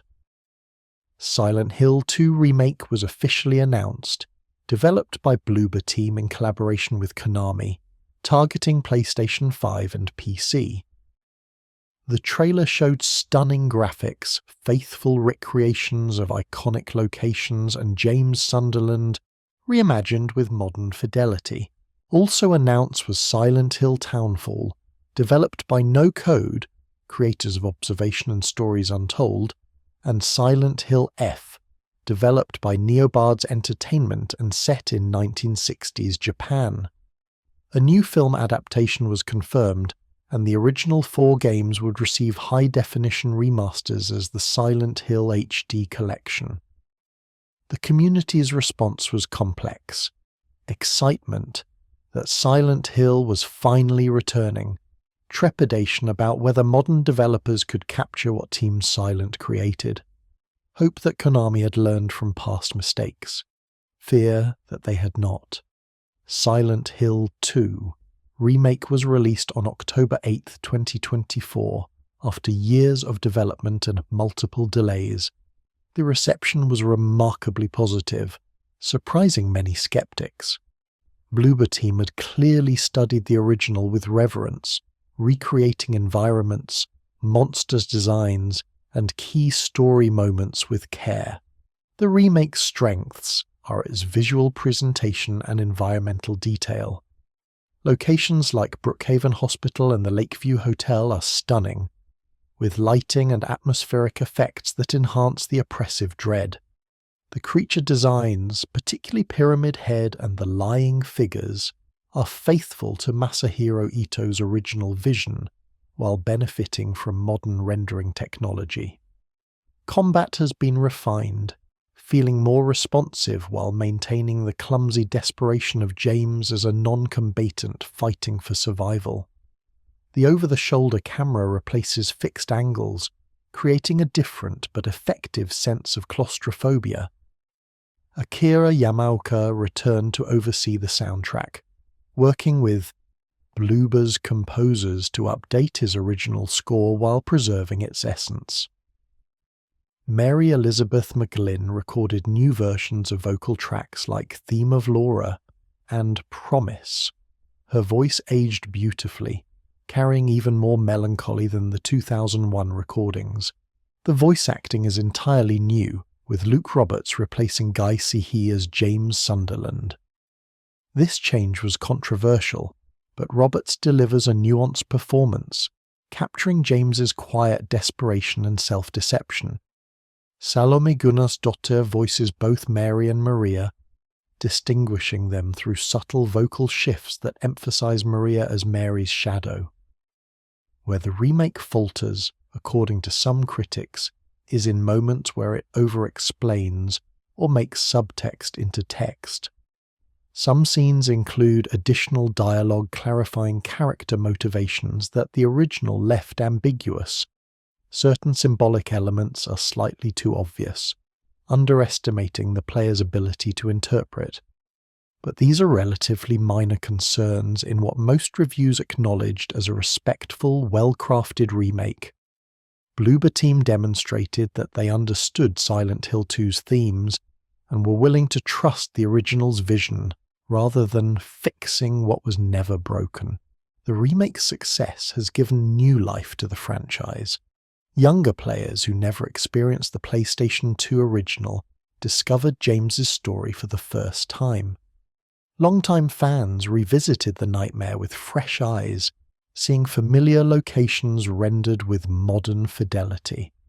Silent Hill 2 remake became both preservation and introduction, honouring the past while making it accessible to the present. Sales exceeded expectations, proving that market demand for psychological horror had never truly disappeared. It had simply been neglected, abandoned by publishers chasing action horror trends. When given a game that trusted their intelligence and emotional maturity, players responded enthusiastically. The other announced Silent Hill projects remain in development.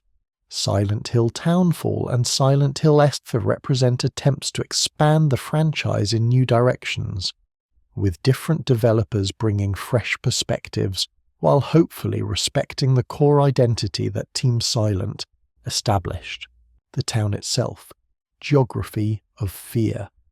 Throughout this timeline, we have discussed Silent Hill the franchise, but we must also understand Silent Hill the place, the town that gives the series its name and serves as the stage for most of its nightmares. Silent Hill is described as a small resort town in the northeastern United States, somewhere in Maine or possibly a fictional state.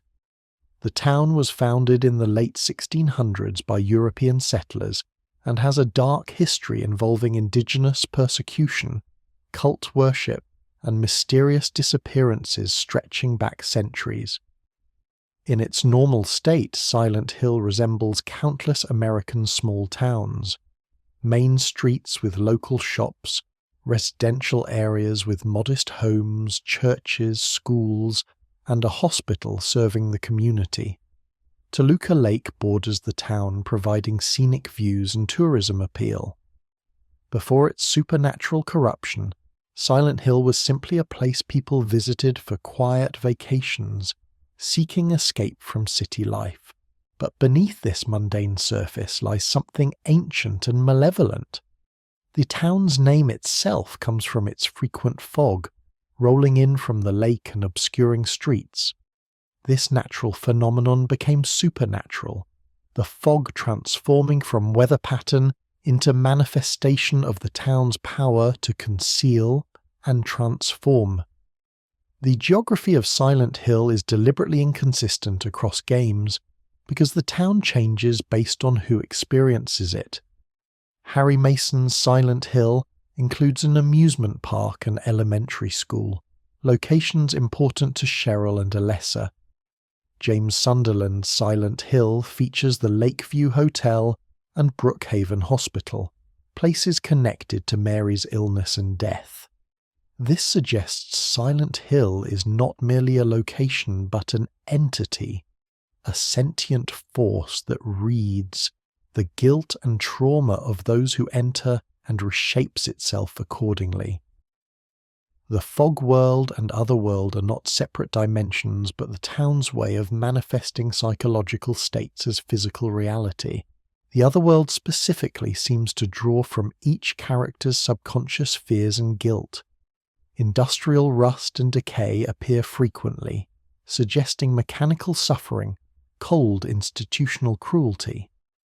But the specific details vary. Angela's otherworld burns with constant fire. James's features sexual imagery and medical horror. Heather's incorporates religious iconography twisted into blasphemy. Certain locations recur across multiple games with variations. Brookhaven Hospital appears in both Silent Hill 2 and 3, but they are not quite the same building, suggesting either multiple hospitals or the town reshaping the same structure for different purposes. The elementary school, the historical society, the various churches and ritual sites all exist in fluctuating states. Toluca Lake remains consistent, serving as the town's boundary and as a recurring symbol. Water in Silent Hill often represents transition, cleansing, or drowning, depending on context. Multiple endings feature characters walking into the lake or driving into it, choosing to merge with the town's depths rather than escape. The town's power seems connected to the cult known as the Order, though whether the cult created the town's power or simply learned to channel existing supernatural forces remains ambiguous. The cult's rituals, particularly those involving Alessa, may have awakened or amplified the town's ability to manifest nightmares.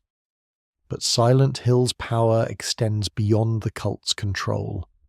James Sunderland has no connection to the Order, yet the town responds to his guilt regardless.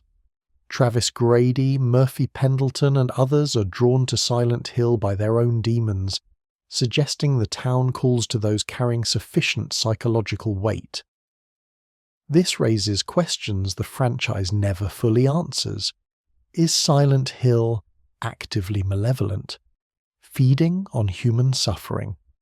Is it merely responsive, a mirror reflecting whatever darkness approaches it? Or is it something stranger, a place where the barrier between mind and matter has worn thin, allowing thought to become flesh and guilt to build its own prisons? Different games suggest different answers, and this ambiguity is intentional. Silent Hill works best as mystery, as a place whose rules are intuited rather than explained. It is Schrödinger's town, simultaneously real and psychological, physical and metaphysical, existing in a state that collapses into specificity only when observed through an individual consciousness. The real-world inspiration for Silent Hill is Centralia, Pennsylvania, a town abandoned after a coal mine fire that has burned underground since 1962, creating smoke-filled streets and dangerous ground collapses. Team Silent visited American small towns for research, blending Centralia's eerie desertion with New England architecture and American cultural touchstones. But Silent Hill transcends its inspirations, becoming an archetypal space representing psychological horror generally. It is the town we visit in nightmares, where familiar streets become mazes, where home becomes prison, where the self confronts what it has tried to forget, legacy and cultural impact. Silent Hill's influence on horror gaming is profound and continuing. Before Team Silent's work, horror games were primarily about external threats: zombies, monsters, aliens. Survival meant conserving resources and solving puzzles while fighting through escalating danger. Silent Hill proved horror could be internal, that the most frightening monsters could be manifestations of guilt, trauma, and repressed memory. It demonstrated that ambiguity created more lasting fear than explicit revelation, that what players imagined could be more terrifying than what developers showed. The franchise's impact extends beyond games into broader horror media. The Silent Hill film adaptations, while flawed, introduced the franchise to audiences who had never played the games. The 2006 film, directed by Christoph Gans, captured the visual atmosphere brilliantly, particularly the otherworld transformations and Pyramid Head's horrifying presence, even if it struggled with narrative coherence. Akira Yamaoka's soundtracks transcended the games themselves, with albums released independently and concerts performing Silent Hill music for audiences worldwide. His fusion of industrial noise, melancholic piano, and ethereal vocals became synonymous with psychological horror in gaming. Composers working on horror games today still cite Yamaoka as primary influence. The franchise's approach to storytelling influenced narrative design across gaming. Multiple endings based on subtle player choices rather than obvious branching paths became more common. Unreliable narrators and reality-bending twists appeared in games from BioShock to The Last of Us. The idea that gameplay itself could be thematically meaningful rather than merely mechanical owes much to Silent Hill's innovations. Character designs, particularly Pyramid Head, entered popular culture beyond gaming. Pyramid Head appears in art, cosplay and references across media, becoming an icon recognized even by those unfamiliar with Silent Hill 2's actual story.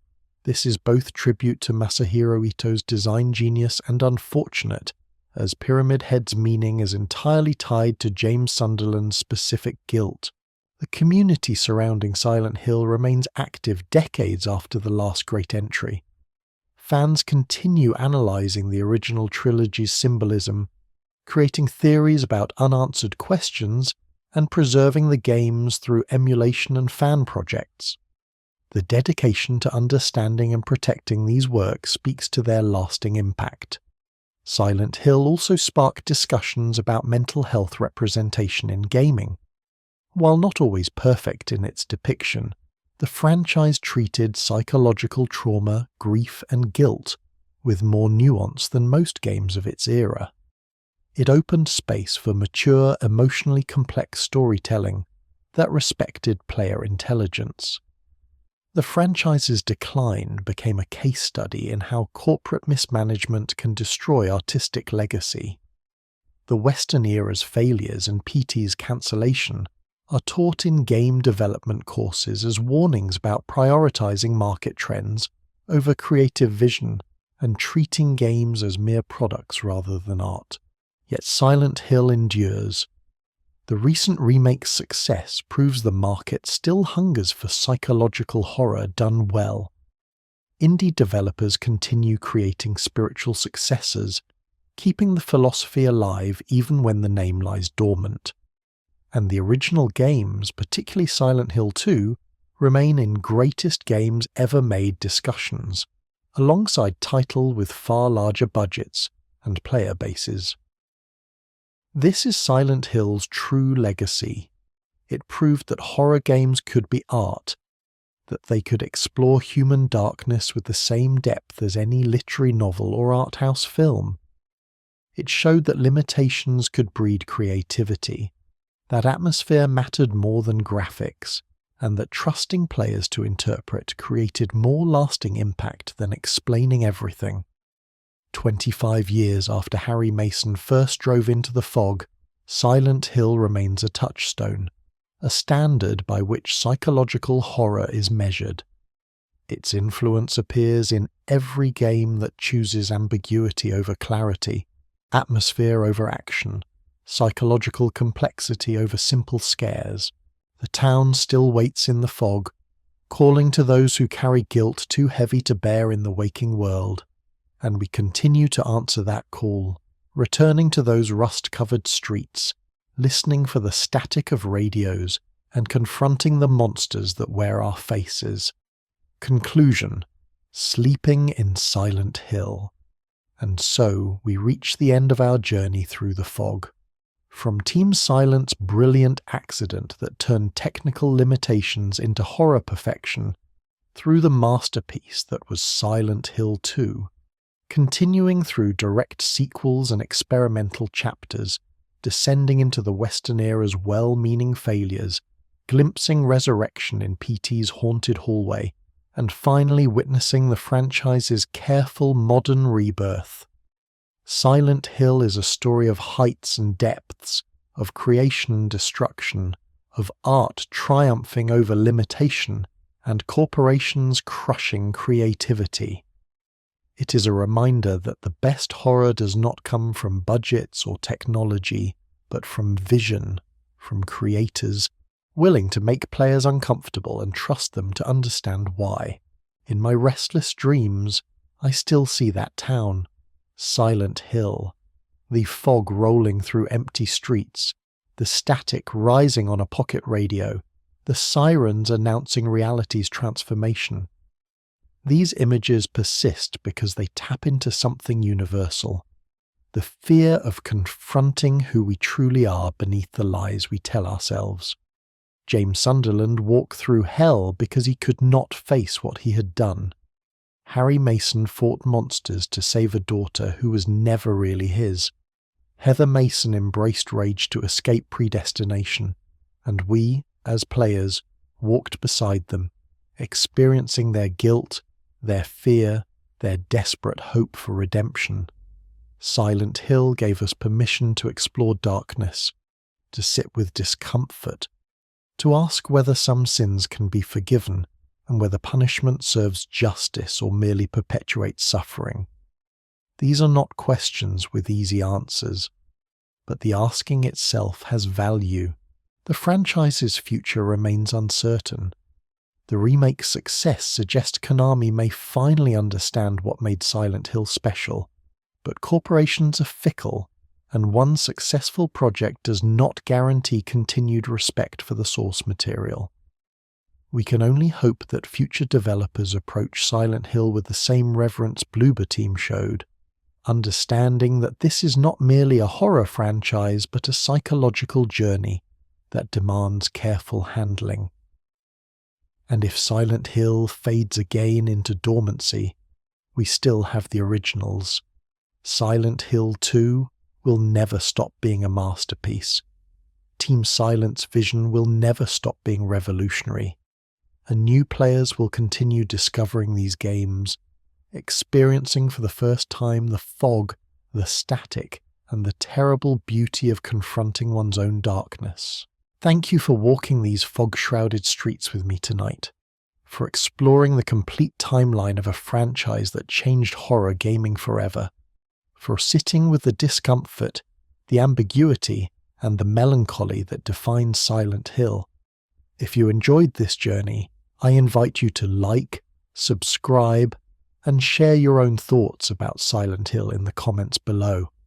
What is your favourite game in the franchise? Which moment terrified you most? What do you hope to see from Silent Hill's future? But for now, let the static fade. Let the fog thin. Let your eyes grow heavy as Akira Yamaoka's gentle melodies carry you toward rest. Close your eyes, breathe deeply, and drift into peaceful darkness, knowing that the nightmares of Silent Hill cannot reach you here in the quiet safety of sleep. Good night.